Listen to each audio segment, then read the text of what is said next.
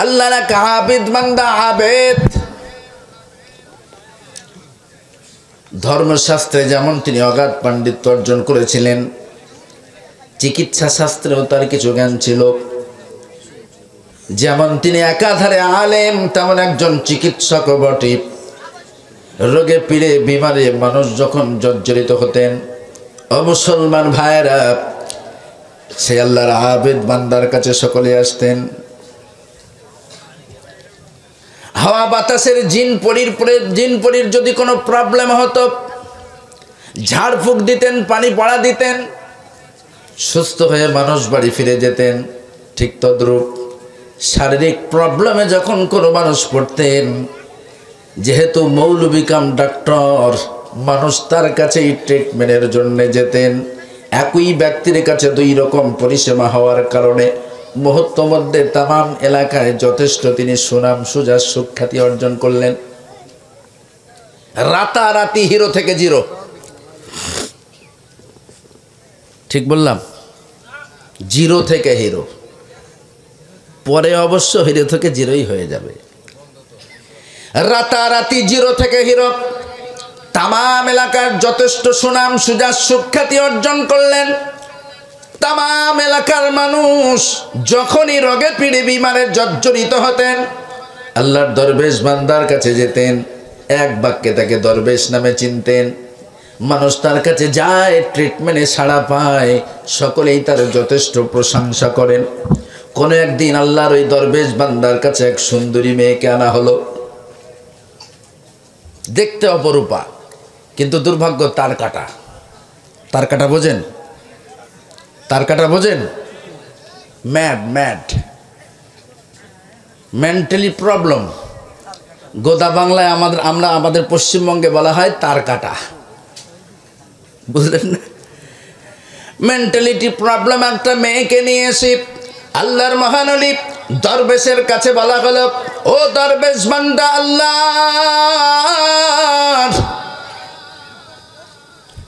আপনার সুনাম সুজা সুখ্যাতির কথা আমরা যথেষ্ট শুনেছি।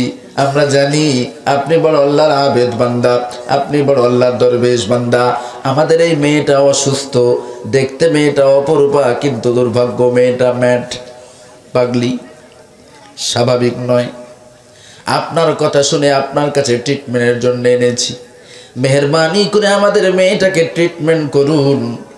মেয়েটা যদি সুস্থতা লাভ করে, তাহলে তাকে পাত্রস্থ করা যাবে, অন্যের বাড়িতে বিয়ে শাদী দেওয়া যাবে। কিন্তু যদি মেয়েটা এমন পাগলি থাকে, একে তো কেউ বিয়ে করবে না। হাজারো সুন্দরী হোক, পাগলি হলে কেউ কি বিয়ে করবে? না। কারণ 1 কেজি গরুর গোস্ত রান্না করতে হয়তো 1.5 কেজি লঙ্কা দিয়ে বসে থাকবে। বুঝলেন না? তখন তো গোস্ত আর খাওয়া যাবে না, পাগলি মানুষ। দীর্ঘক্ষণ দরবেশ তাকে পরিচর্যা করবার পরে সাহেবে বাড়িওয়ালা ওই মেয়ের প্রতিনিধি যারা আসলেন তাদেরকে লক্ষ্য করে বললেন, হে মেয়ের পরিবারের লোকেরা, তোমাদের মেয়ের যা প্রবলেম, 1 ঘন্টা 1.5 ঘন্টা ট্রিটমেন্ট করে তো কোনো ফায়দা হবে না। কম্পালসারি 15 থেকে 20 দিন তাকে এখানে রেখে ট্রিটমেন্ট করা লাগবে। গভীর মনোযোগ। বাড়ির মানুষজন বললেন, নো প্রবলেম। 1 দিনে যদি না হয় 2 দিন, 2 দিনে যদি না হয় 1 সপ্তাহ, 1 সপ্তাহে যদি না হয় 15 দিন, যতদিন খুশি রেখে আপনি ট্রিটমেন্ট করুন। যে কোনো মূল্যে মেয়েকে সুস্থ করা চাই, কারণ মেয়ে যদি সুস্থ না হয়, পাগলি মেয়েকে তো বিয়ে দেওয়া যাবে না, আজীবন পাগলি নিয়ে ঘর করা যাবে না। মেয়ে যদি সুস্থ হয়, 1 মাসও যদি লাগে আপনি রেখে দেন, আপনার কাছে অ্যাডমিশন করে গেলেন, নো প্রবলেম। মেয়ের পরিবারের লোকজন যে যার মতো বাড়িতে চলে গেলেন। এখন দরবেশ একাকী মেয়েটাকে ট্রিটমেন্ট করছে। অপরূপা সুন্দরী যুবতী মেয়ের প্রতি যখন সে তাকালো, আলটিমেটলি মেয়েটার প্রতি সে দুর্বল হয়ে গেল। মেয়েটার রূপ লাবণ্যের প্রতি আকর্ষিত হয়ে মেয়েটার প্রতি সে কুনজর দিতে লাগলো। ঠিক এমন সময় মিস্টার ইবলিস এসে তাকে ওয়াসওয়াসা দিতে লাগলো। পাগলা নাকি তুমি? এত সুন্দর একটা রূপসী, এত সুন্দর একটা যুবতী মেয়ে একাকী তোমার ঘরে, আর তুমি তাকে উপভোগ না করে বসে আছো। তোমার থেকে নির্বোধার কেউ আছে নাকি? বুঝতে পারলেন? অটোমেটিক্যালি ইবলিস এসে তাকে ওয়াসওয়াসা দিতে শুরু করলো। এত সুন্দর একটা মেয়ে,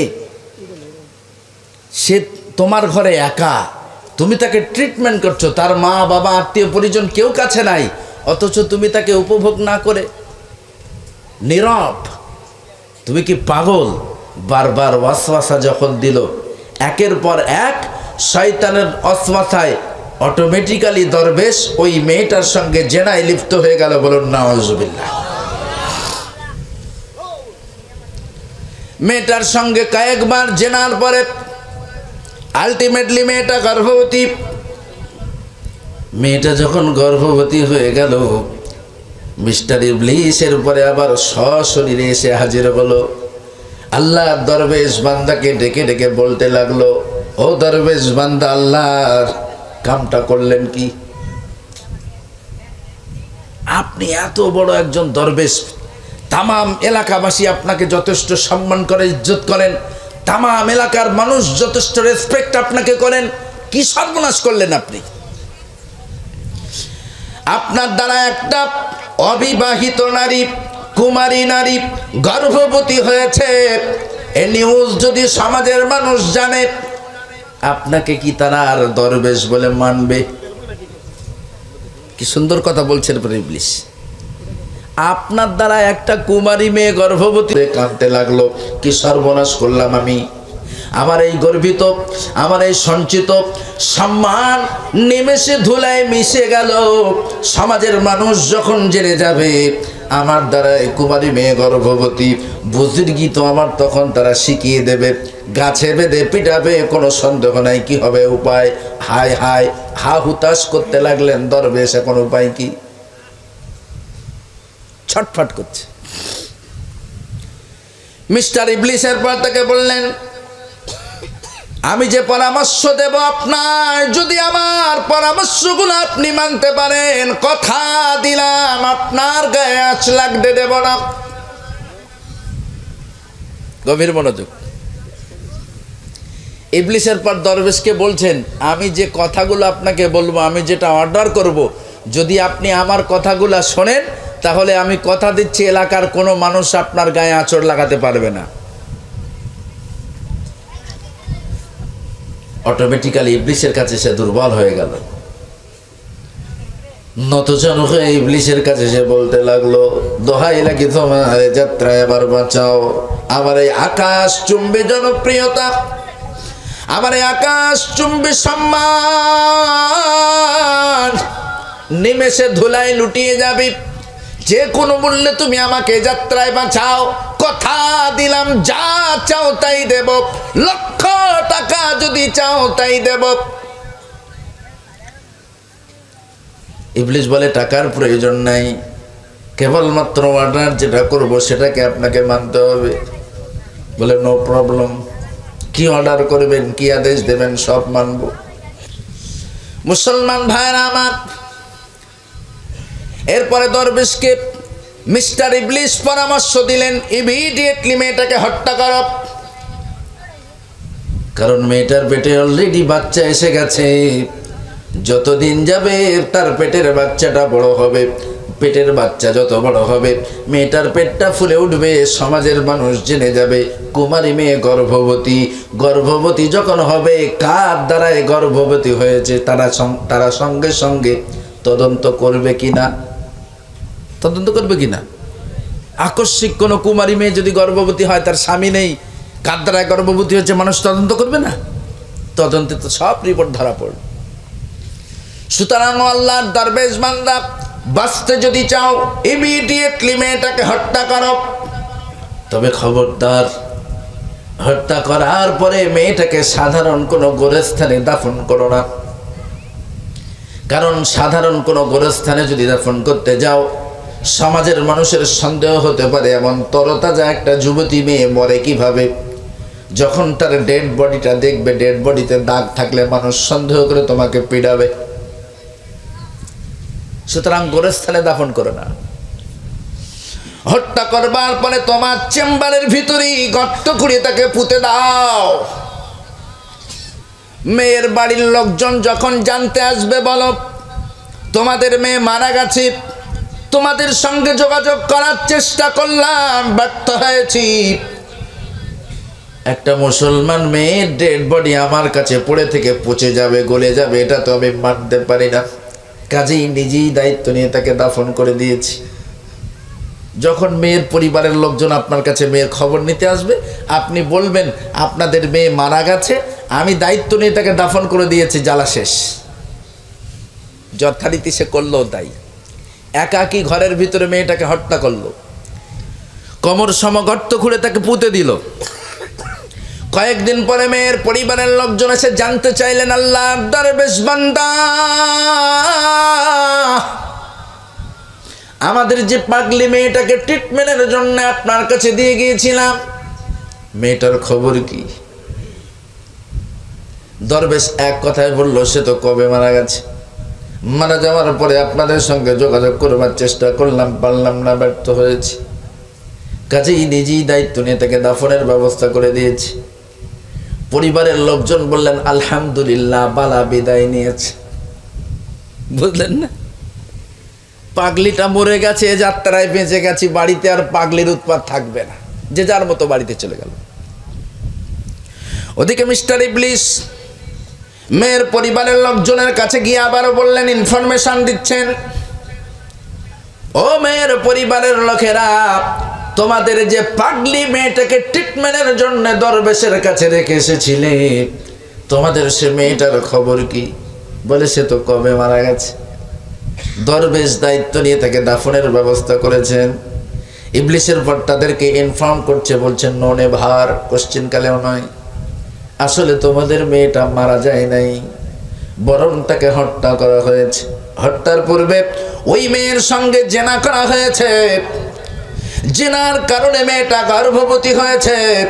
সমাজের বুকে বেউজ্জতির ভয়ে ওই দরবেশ তার নিজের ঘরের ভিতরেই তাকে হত্যা করে দাফন করে দিয়েছে। না, তোমাদের মেয়ের স্বাভাবিকভাবে মৃত্যু হয় নাই, বরং তোমাদের মেয়েটাকে সে নিজেই তার চেম্বারের ভিতরে হত্যা করে পুঁতে রেখেছে। মেয়ের পরিবারের লোকজন আকাশ থেকে পড়ার মতন, হোয়াট বলছো কি তুমি? না, কখনোই সম্ভব নয়। কারণ আমরা যত দূর জানি, তিনি বড় আল্লাহর আবেদ বান্দা,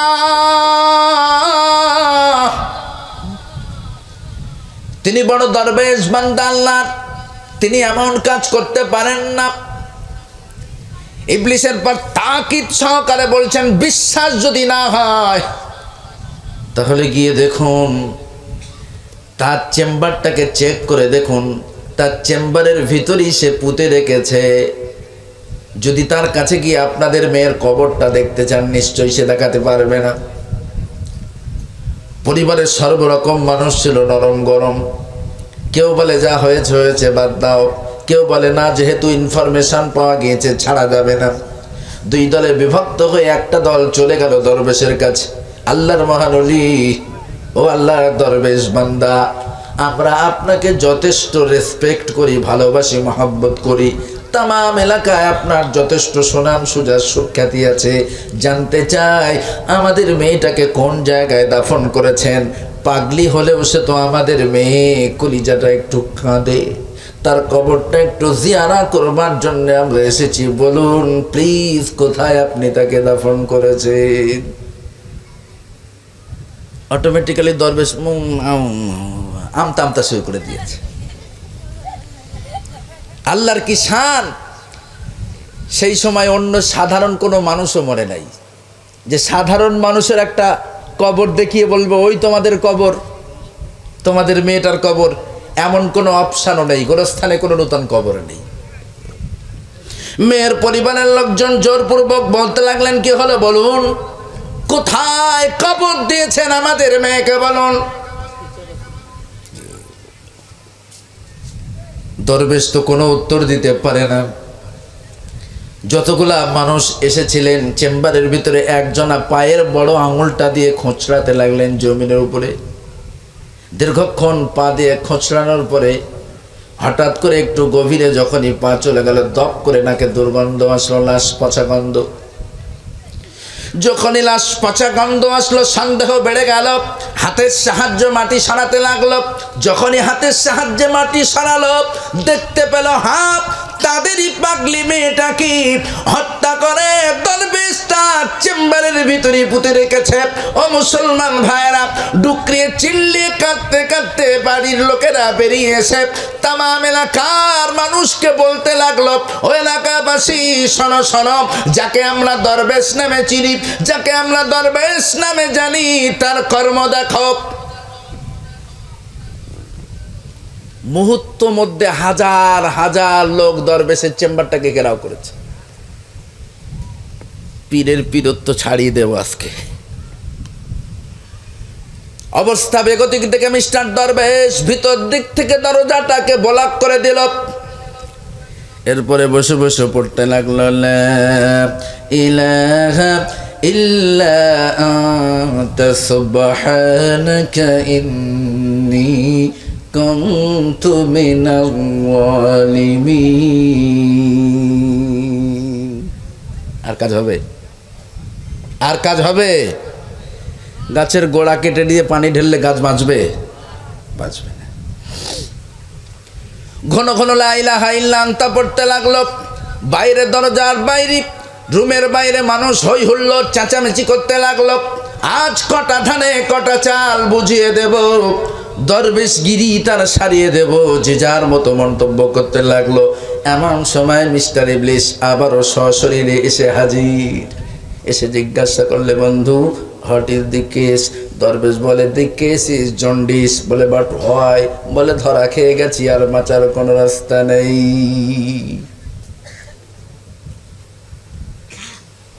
ইবলিস বলছে, খবর কি? বলছে, খবর খারাপ। বলে, কেন? ধরা খেয়ে গেছে, আর বাঁচার কোনো উপায় নাই। ইবলিস বলে, কে বলেছ বাঁচার রাস্তা নাই?